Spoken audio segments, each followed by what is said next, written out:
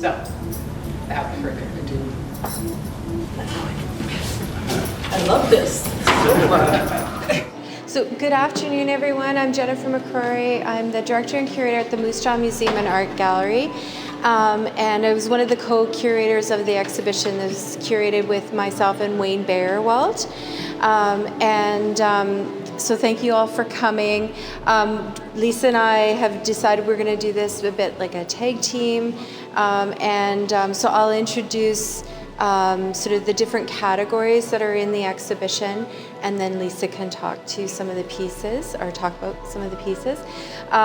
So when Wayne Bayerwald and I started doing the research for the exhibition, and we're visiting Leesa in her studio and starting to look at the work, we started seeing themes that Leesa was visiting over her practice.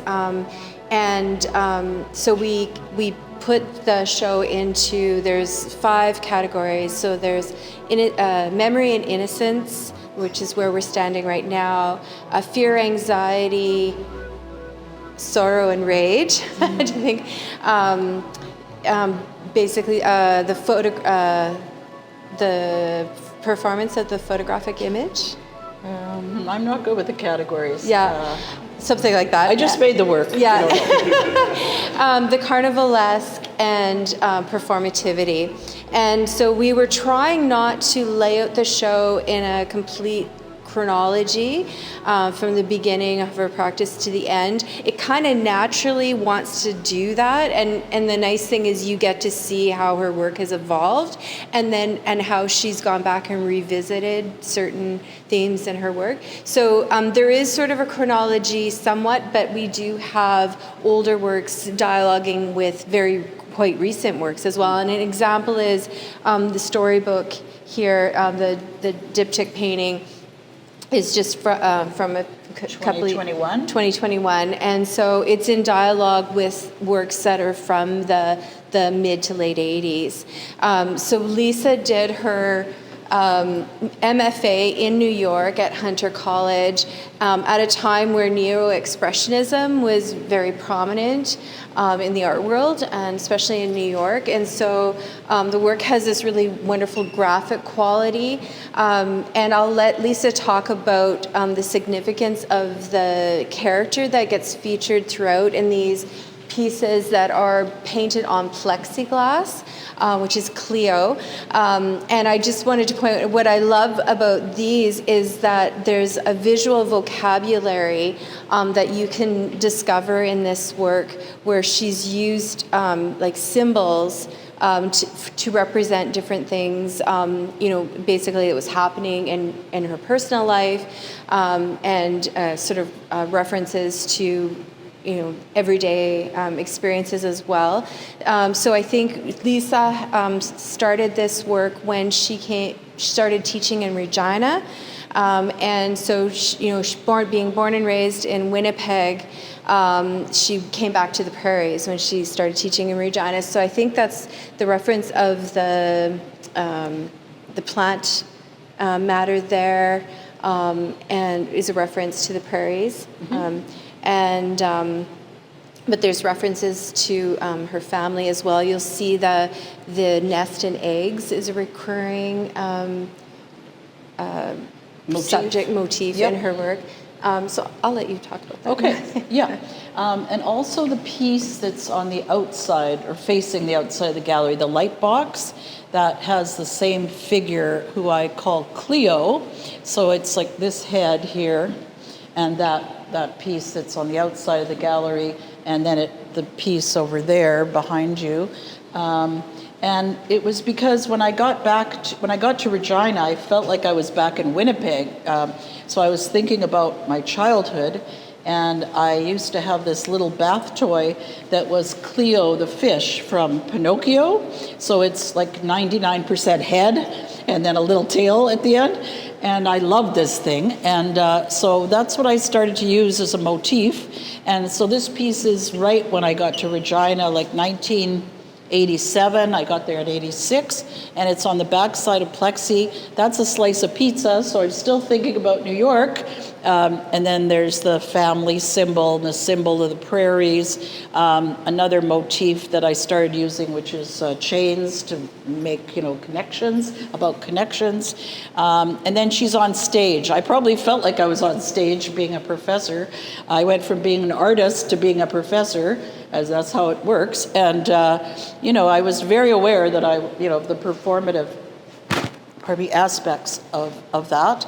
And so that's what it's about. I started painting on the back of plexiglass in 87 because many artists have painted on the back side of glass, like Kandinsky and other artists.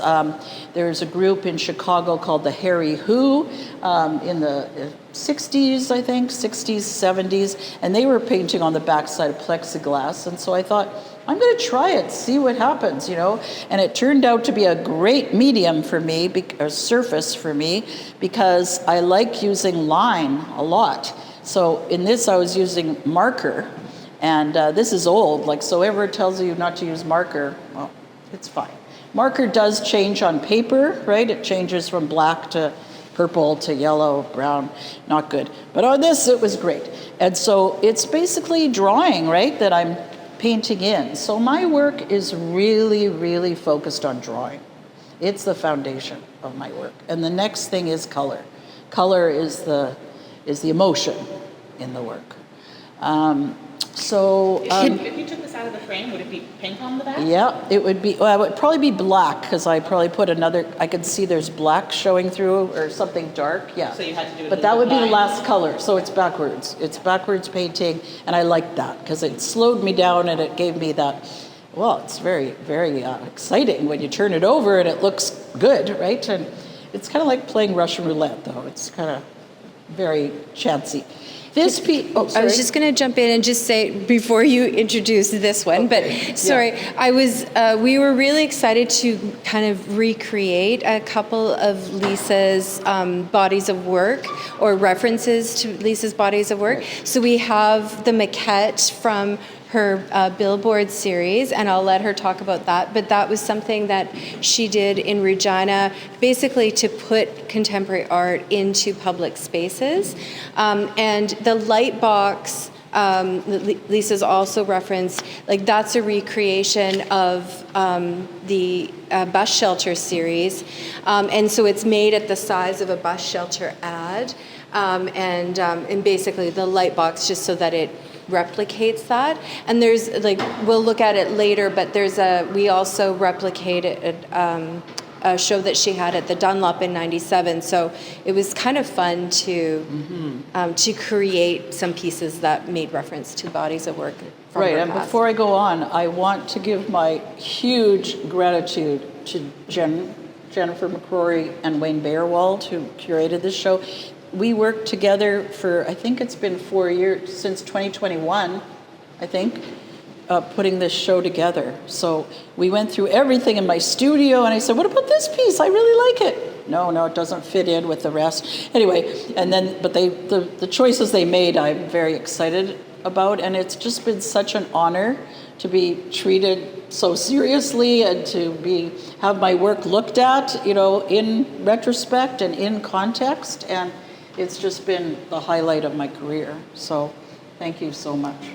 And they've been so sensitive, and so the writing is so good about the work, and it's just, I can't even express how grateful I am. Oh, thanks, Lisa. So anyway, this piece here is, as Jen said, a maquette. So it was 1 inch to 1 foot scale. And I brought a bunch of catalogs you could look at in the next 2 months. So this is the catalog for the Billboard project. I decided I was very interested in public art because I'm interested in art that has a social effect. And I love the idea of taking the place of advertising and putting art there. So art's not asking you anything. It's not asking you to spend money. It's not asking you, trying to convince you that you need something. It's giving you whatever you want to get from it. So I thought, I'm not just doing this. Started with the bus shelter, which was just me, and there were 6 bus shelters. And then I went to the billboard project with the same company, and I decided to invite other artists. So there were 8 artists, and so there's my the maquette, and here it is. You can see it in context, and each artist wrote something about their work. So, and there's an essay in here, so you can take a look, and like here's another artist. So 4 were established artists in Regina, and 4 were just graduating students. So I thought that was nice too. And so yeah, 1 inch to 1 foot scale. So the real billboard was 45 feet.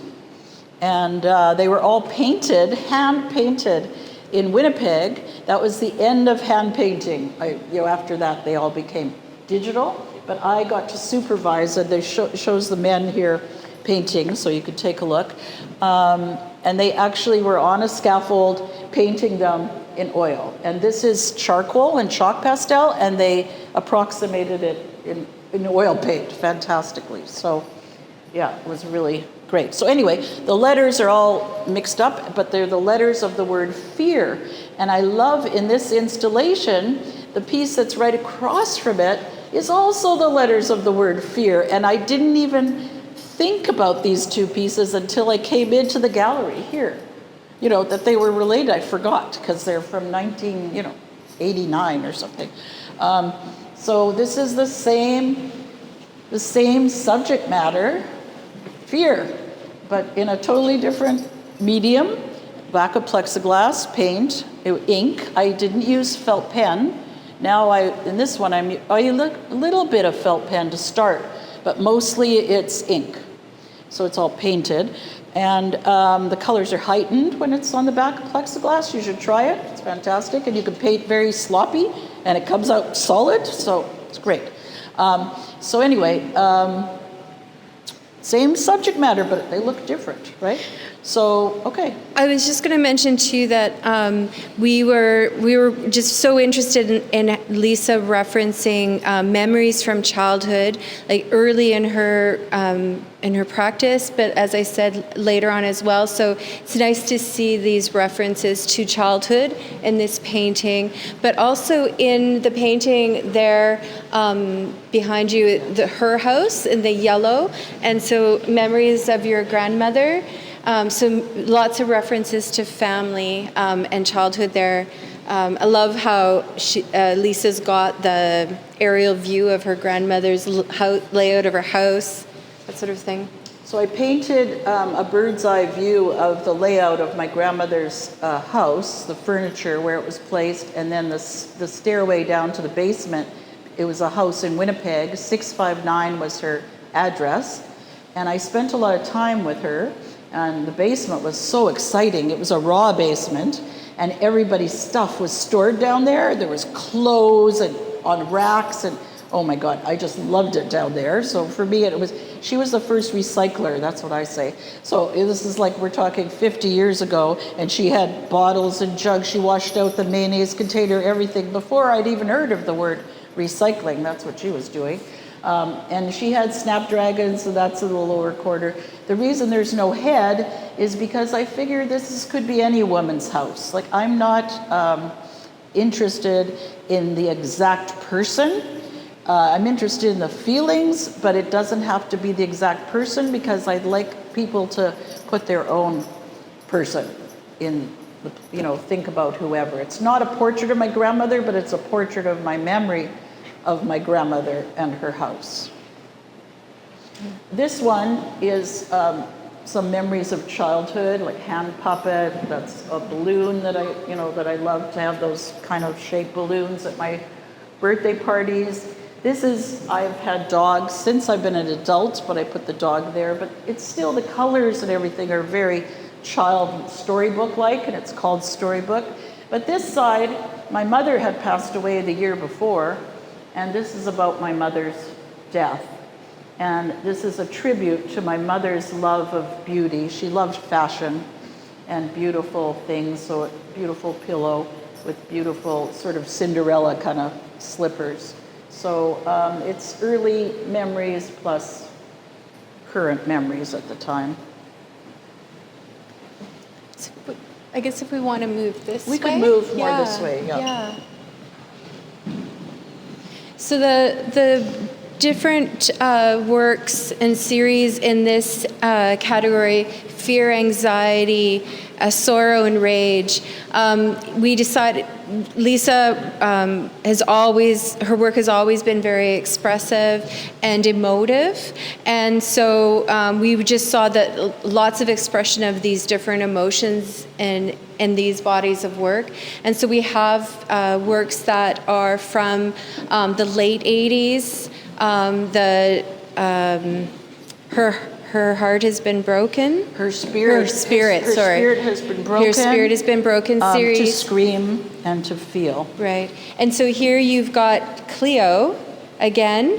I assumed that was Cleo. And Cleo kind of morphed into just a head. Yeah. Mostly a head. Yeah. But I also love how she, had the fins of the fish in some. Yeah. There she, coming out of the chrysalis, yeah. has arms. Here she has legs. And so she's, throughout different bodies of work, she changes and morphs. It's a child's self. That's what it is. I was looking for to express innocence, the innocence of a child. And I was thinking about how my life was formed and how I felt when I was young, and how when the experiences you have when you're young really are foundational to who you are as an adult. So that's why I was choosing a child's face.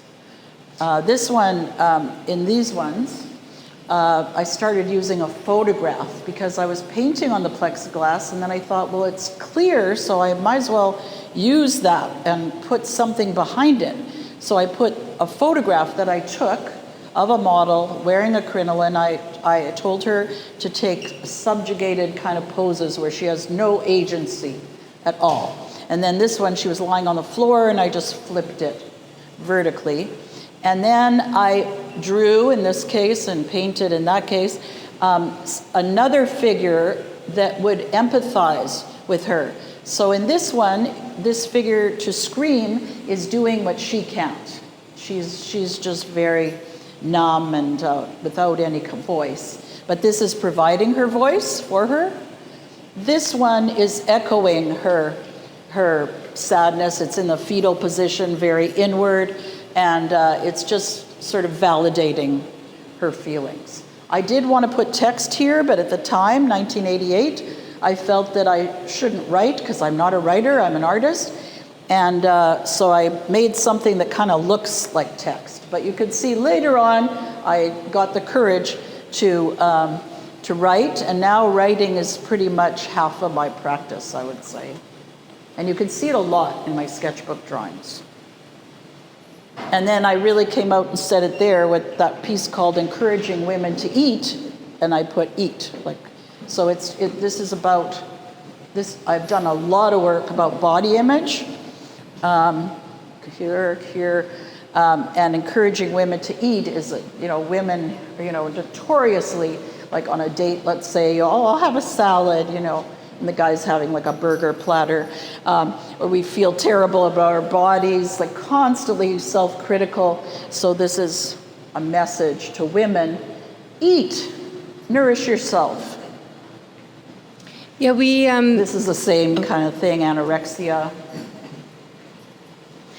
I was just going to say, the exploration here of women, like gender roles, and like the confinement of those gender roles, questioning that body image. That these were all the connections that Wayne and I were seeing in these different bodies of work. So you have the late 80s here, early 90s, and I really liked, we had these works from the In Extremis series sort of positioned in opposition to the Contain series on this wall.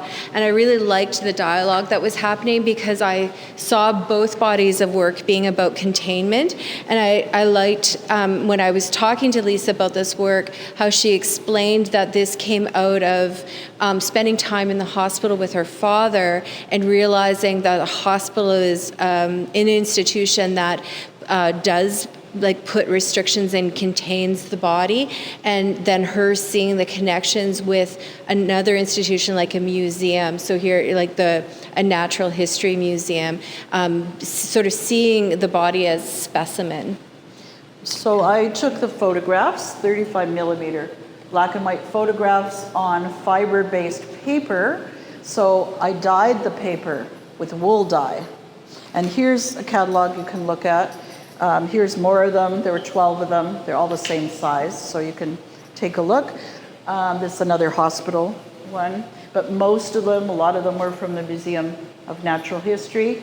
And then I painted a sort of a mediation between the background and the object with black paint there, and here, these ones. And this says reminder, reminder, reminder, and then it says elderly primipara.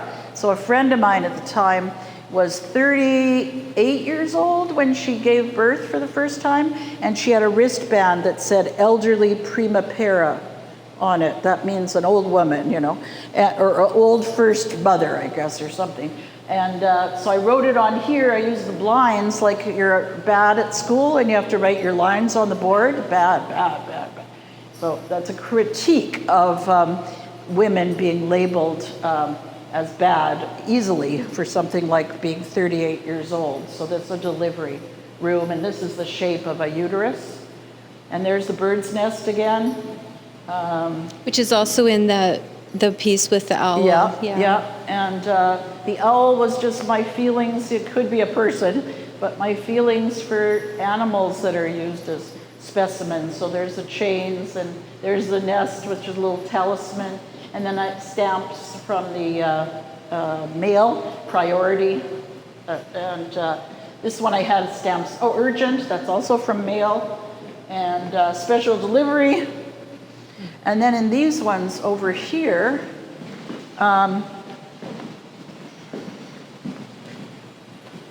this was 2003, so called Contained. So that was 1992. So these are digital prints. So they're drawings that are then scanned, and then a color is put. I could choose any color, right? Put behind. So there were houses, bunny rabbits, and pinup girls were these silhouettes. And then into the silhouette, I put another image, and the image of what's really going on. So the pinup girl is supposed to be this sexy, for man's delight, men's pleasure, and then I'm showing what she's really feeling inside. It's not too good. And same here. The bunny rabbit, who we think is sweet and innocent and Easter, and I mean, that's what I think too. Then what's really going on there? And the house, I had just bought a house in suburbia in Regina, and I thought, okay, that's it I've lost my edge, I'm not an artist anymore, I'm just like a suburban, person. Anyway, of course, these things aren't true, but this is what I feel. So the woman is like stifled in the house, right? So for me, expression is, art is expression. I have to, it's like a need, like a part of me that I have to do this. Otherwise, I don't know, I'd be like all bottled up. I'd be one of those angry people walking around. I need to get out these thoughts that are actually very primal thoughts. Like, they're not very sophisticated, but they're what we all feel, right? I mean, they're raw emotion.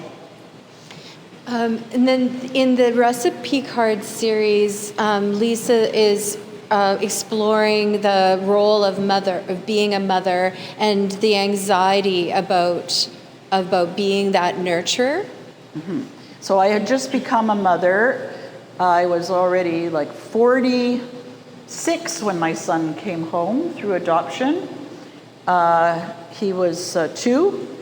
And I'd been an artist, of course, for a long time, a professor for a long time. And it was really anxiety provoking, and even though I wanted to do it, of course.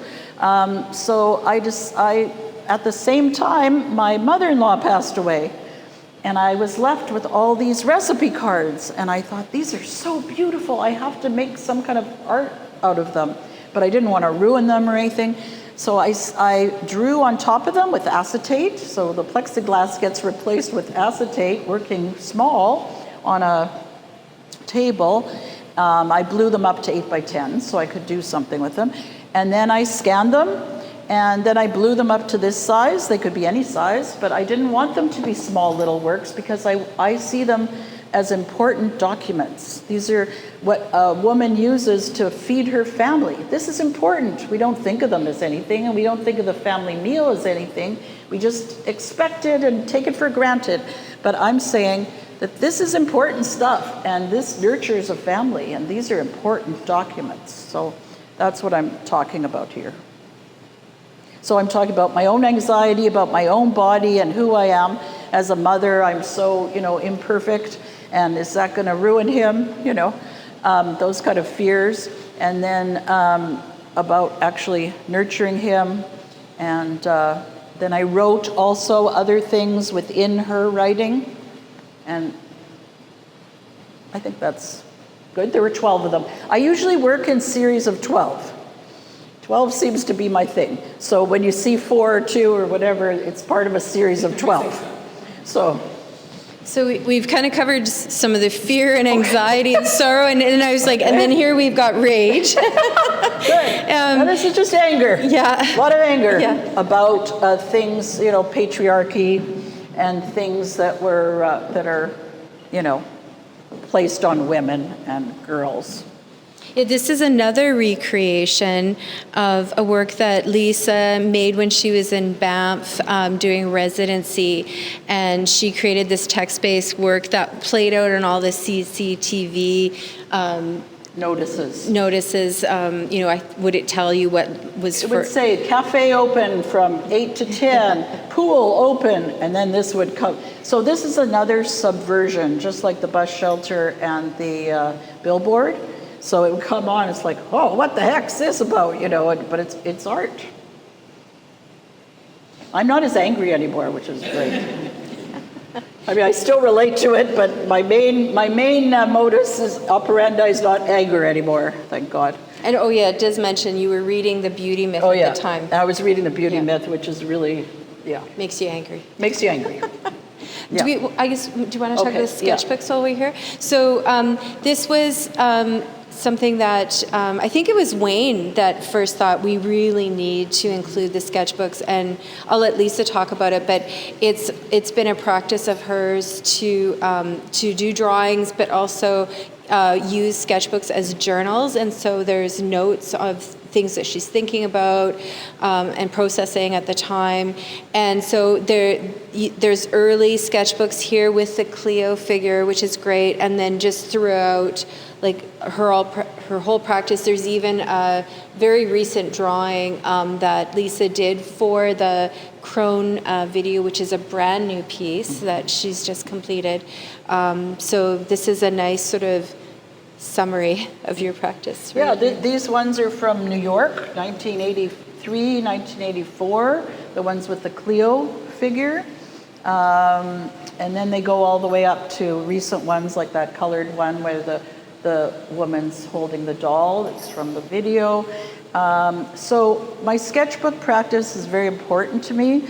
I start every session in my studio sitting down with my sketchbook, and I draw and I write whatever's on my mind. It's totally intuitive, and I find it now, like looking at them, and I've noticed this over the years, like they're very fresh, and they're the real meaning that I want, not like overworked and overthought and censored by me. They're the raw meaning, and the drawing tends to be, I find, it's just a pen, like a regular pen, any kind of ballpoint pen. It's very, they're not all like that, right? These are select pages, not all of them are terrific drawings, but they're very fresh, and the line can be very elegant and beautiful. So I've realized that these are really important to my practice. So it's the first time that I've ever shown them. I just thought maybe talking about these before we move to the next category, but these pieces here are from the series Contemporary Mythology, and I love how Leesa talked about doing painting and drawing over top of a photographic image, and I love the representation. So there was images of destruction, and then images of basically from a circus, so referencing spectacle, and so the idea of having an outward appearance, or projecting yourself publicly, and then your sort of inner world. I'll let you talk about that. And then I decided to limit the color to red. And then I changed the line. So it started off with a felt pen, then it moved to ink. Here the line is incised. I burned it with a wood burning tool, and then I rubbed red oil paint into it. And then the white is acrylic, which is a big no-no in art. You're not supposed to put acrylic over oil, but these have lasted since 1990, so whatever, that says whatever. The elephant, there was an elephant in the house down there. There's elephants coming up in here in normal. I've used the elephant for me as a personal animal symbol of sadness, of sensitivity. So to me, that's what an elephant is. And this little figure is in mourning. And in my case, it's in mourning for my father. And my father used to put that Groucho Marx or whatever, those things with the beak or the big nose and the eyeglasses on to entertain the girls at my birthday parties. So it's also a bird to me, and a bird is a symbol for me of freedom. So this character has some freedom or some transformative qualities, but it's also mourning my father. So these are very, very personal symbols. I don't expect anybody to get them, but you'll get, whatever you get from it, and that's fine with me. Same here, there's the bird. This time the bird's the savior of this young woman who's sort of an Ophelia kind of character drifting off into the light. My father died when I was 18, so that was a my first really traumatic event, and it's colored my entire life, of course. Okay. So the photography became even a bit more prominent in Leesa's practice. And starting in '92, when she went to Banff to do a residency, she was saying that she was influenced by the theory of Roland Barthes. There's a great quote here from Barthes that says, "I constitute myself to the process of posing. I instantaneously make another body for myself. I transform myself in the subject's surrender to objecthood through the act of posing for the camera." And I thought that was really interesting, that concept that you become an object for the gaze of the camera. And so Leesa started playing with that, but being submersive, trying to undo being the object by her overwriting with the drawing and the text. So here again, she's playing with body image, with performance of identity, and performance of gender. So the resulting exhibition or body work, it was called Normal at the Dunlop Art Gallery in '97. The series is called Adaptation. And if you come around the corner, you'll see there's a series of small framed photographs on the shelves, and then there's actually reproductions, large scale here, which Leesa's referred to as the giants. Mm-hmm. There's a beautiful catalog of Normal. Oh yes, there's a beautiful catalog there with a lot of variety, different ones that are here. There's 20 at the Mackenzie Art Gallery in their collection, and 20 at the National Gallery. So this is my collection. So there's there's about 100 of them. And you can see me acting as the elephant here. You can see me acting in a very masculine way. I'm acting as in an angry way. Well, this is the same topic as the other house, the suburban feeling threatened by it. This was the same kind of feeling. This is like saying, oh yeah, look at my boobs, and I put the nipples where there's no nipples. Like, that's not where the nipples are. And so I'm saying, I'm showing you my boobs, but I'm not really showing you my boobs. But anyway, so get excited about it if you want, whatever. Basically it's a sort of a talking back to patriarchy and a lot about body image. So they were started in Banff when I did that screen, the angry text, and they were taken by me, photographs of me taken by me, and I knew that there was still analog photography, and I knew that I would draw and write on them after. So I took the pictures. I didn't know how to develop pictures. I didn't want to develop pictures, so I sent them to a photographer friend, the guy who helped me with those big ones there in Regina, from Banff to Regina. He sent back the 5x7 photographs, and then I just drew and wrote on them as if they were paper. So that's how it happened. It was really a creative time. It was good. I love how Leesa was sort of looking at non-conforming bodies in terms of like gender and femininity, that sort of thing here. And so that that transitioned into her next focus, where she was looking at the carnivalesque and like non-conforming bodies or othered or marginalized bodies. And so you have the three pieces from the sideshow series here that are looking at, circus, sideshow, or people who are part of the circus sideshow, and then there's homage to the giant as well. So, Leesa. So I tend to work in 5-year periods. So I worked on normal for 5 years, and I worked on giants for 5 years. I don't know why. I think that's a long period of time. I think because I was a professor, I couldn't work as fast as if I was an artist full time. Now I go through things much faster. Now that I'm retired, it doesn't take me 5 years, it takes me 3 years actually. So not that much faster, but so for 5 years I worked on circus freaks, as they were called. And these are archival photographs. I got permission from a circus archive to use. So I digitized them, and then these are silkscreen prints, and I had a residency at Open Studio in Toronto, and they printed them for me. So I did the drawing and everything, and then I chose the colors, of course, and then a master printer printed them. So that they're very beautifully printed. It would be very hard to print these. I'm not a great printmaker or anything. So I was very lucky. And I wanted them to look like circus posters. And so I read a lot about freaks.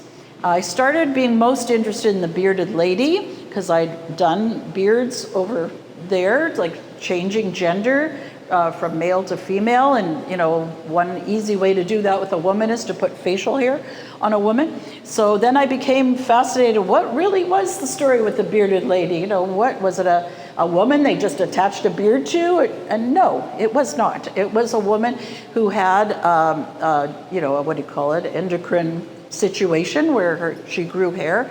And nowadays we fix these things with medication, but then they didn't have medication for that. So if you had things like facial hair as a woman, you'd have to live your life like that.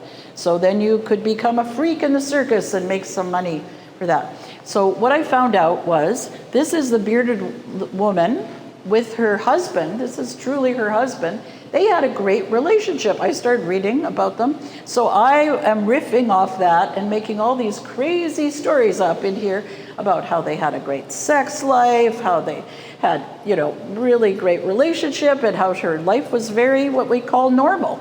And so I'm talking about all that. And then I'm sort of pushing it in your face because, you know, like hair is kind of a taboo in our culture. in most cultures, I think almost all cultures. So I'm putting lots of hair all over the place just to say, look at all this hair, look at it. And it turns out, this is so weird, people love this print. Like in my family, people have this print. The president of the University of Regina a couple presidents ago wanted to have this print. I don't get it, because I was trying to make it as disgusting as possible. So anyway, and same with the giant and the midget. Like, everybody's curious about the giant things, all kinds of things, and have stereotypes about bodies that are not considered normal.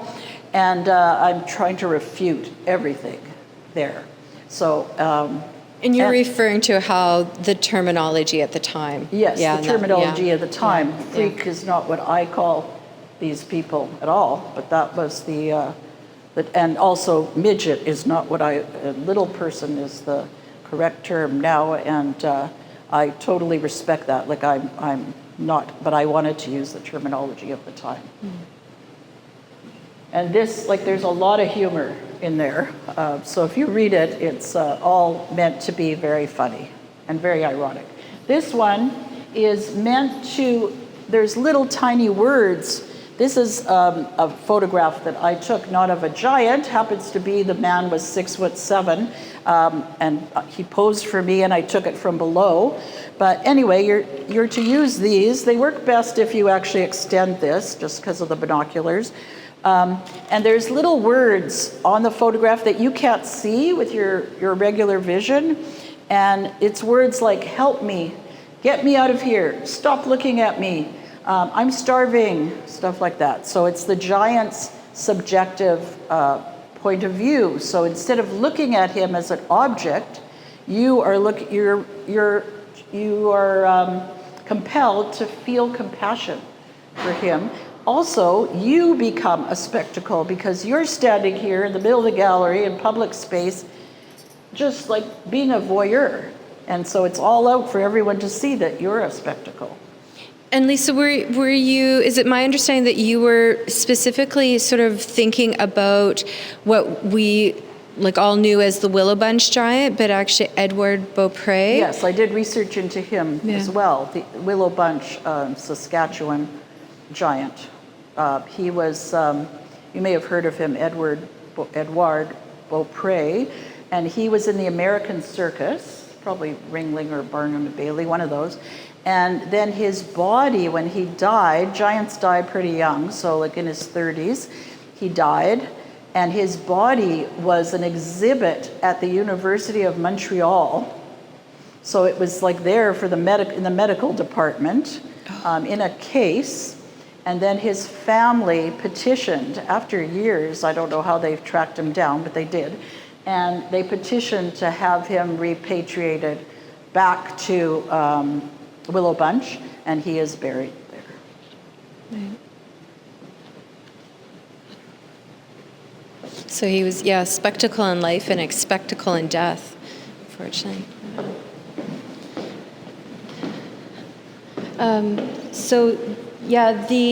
This area here we've referred to as performativity, and again, it's element of performance has been evident in Leesa's work throughout her practice, even from the work Cleo on stage, so this is basically again just looking at the performance of identity, gender roles. Societal expectations, but also looking at more concerns that are, Leesa's always referring to personal experience, and so this was from around 2012. She started doing this series of paintings, and so she was thinking about her body and changes that were happening, dealing with maybe a bit of illness and aging and beauty. And beauty, yeah. So this one, I was talking to Kevin McKenzie a few minutes ago about being department head. I was department head for 3 years, and during those 3 years I had a professional manicure, and because I was more in the office than in the studio, And, but the whole time I was wrestling with, why am I doing this? It's so beautiful, I love the way it looks, but it's expensive, and why am I wearing false nails? And so to me, it's not just like, oh yeah, you're going to get a manicure, like most women don't have to wrestle with this, but for me, it was a whole big thing. Then I became allergic to it, so I had no choice in the matter. And anyway, so it's called weighing priorities. Priorities, vanity, and bodily preservation. So here's a scale. And then there's other things I was having done to my face. I was like, oh, I got to get rid of these brown spots. And my son was a little boy, and he said to me, Mommy, I love you so much, but what are all those spots on your face? And I'm like, oh my God, okay, got to do something about this. So I had like the laser treatment. I'm lying there with those things on your eyes. And then I'm thinking about the Victorian era where they didn't even bathe. They put perfume all over themselves. So that's what it is. So me weighing these. So the things that are demons for me become art. This was about health. You know, someone I knew had breast cancer and a mastectomy, and so that's what all this is about. And there's the hand again, and this is about, you know, the breathing tube in the mouth. Somebody else passed away. And then there's the feet like this. So I'm very interested in, and that's a uterus. I'm very interested in gestures, body gestures, and I taught life drawing. I love teaching life drawing. And I can draw the body, you know, like classically, but I choose not to. But I am very concerned about gestures. So that moving in is about thinking about yourself, oneself. I've done this one over here is very recent, like 2021, and I'm moving more into aging as I'm aging. I'm in my late 60s now, and my mother passed away in 2020, so I spent a lot of time in the long-term care home, and I'm just thinking about what changes in the body, you know, how the body changes. So we've got a young woman, an old woman, and, excuse me, it could be this woman and her mother, or it could be this woman and her in the future. I haven't decided myself, so I just wanted a young woman with an old woman holding hands. There's a lot of work. I'm just going to jump to this stuff. That's okay, because I noticed the time. That this is pretty recent too, 2021, I think. And it's just like the one over there, the big painting over there that shows the head kissing the animal, is putting an animal and a woman together. So I called it woman dog. So they're just meshed together. I have a love of animals. I always have. I have dogs, and I just have a feeling for animals. So what would it be like to be a woman and a dog at the same time? It's very fantastical, right? Okay.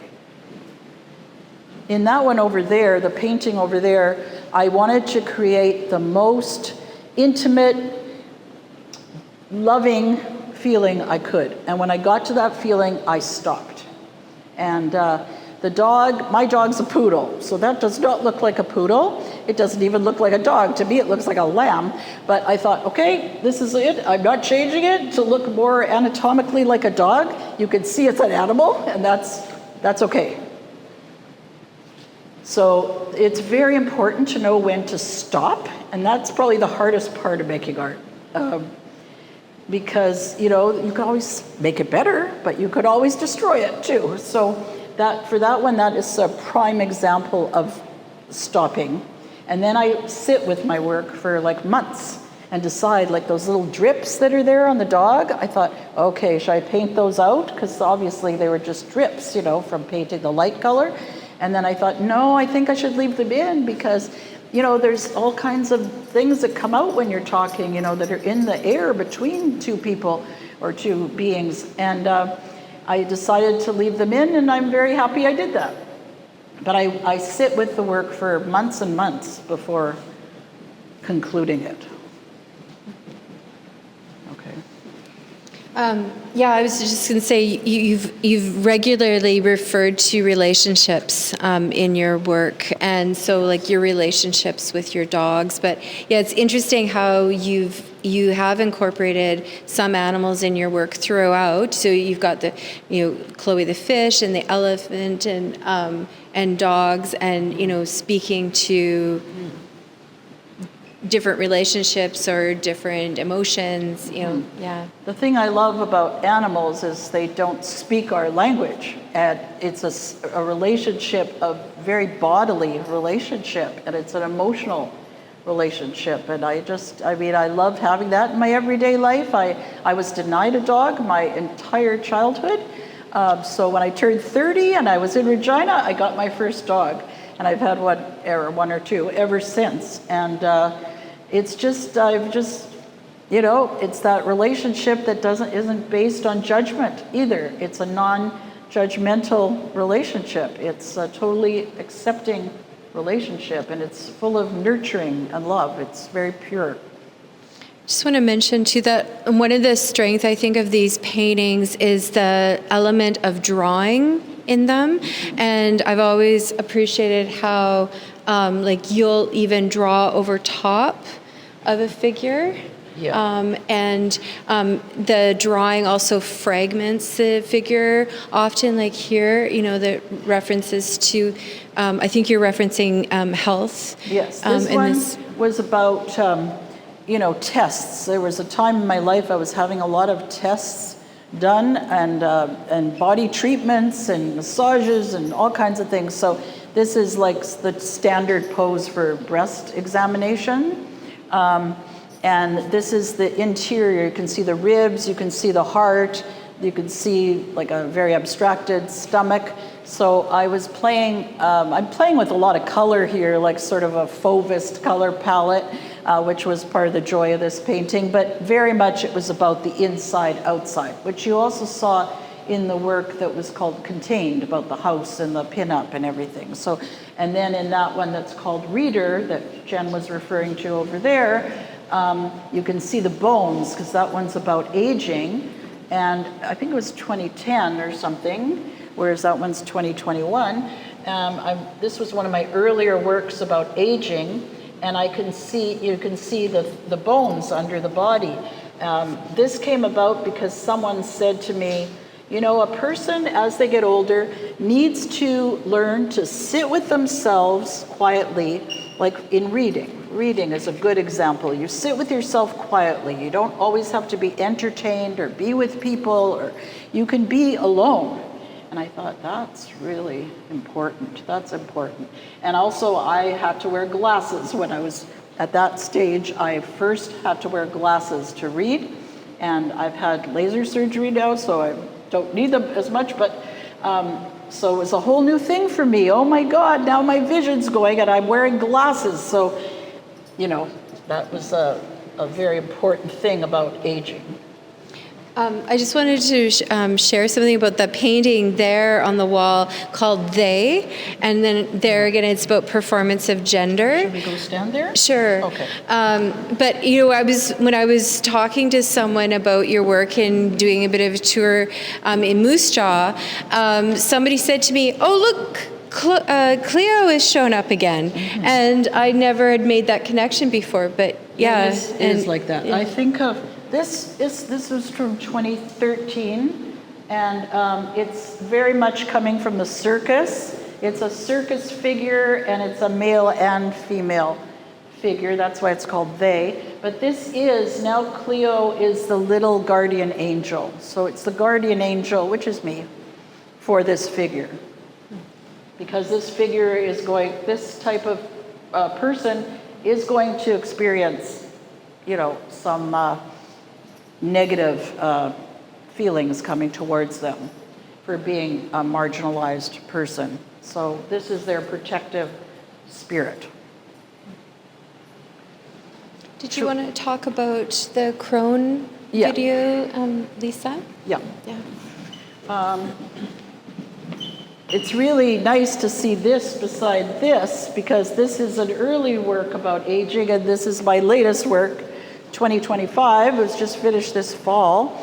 And it's a collaborative piece with this dancer. Her name's Anastasia Evsenieva, originally from Russia, came to Winnipeg to be a contemporary dancer. Now she's living in Montreal, and she's also a circus performer. She's a contortionist. And with my interest in the body and the circus, meeting her was like, you know, like someone giving me the biggest box of chocolates you could ever get, right? So she's, you know, half my age, and but as artists, we really connected.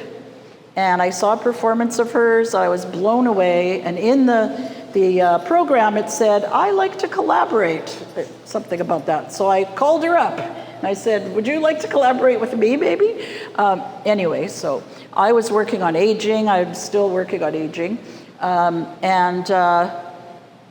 We developed this piece. And I had this idea about the doll, making a doll. So I made the doll, and she made the choreography.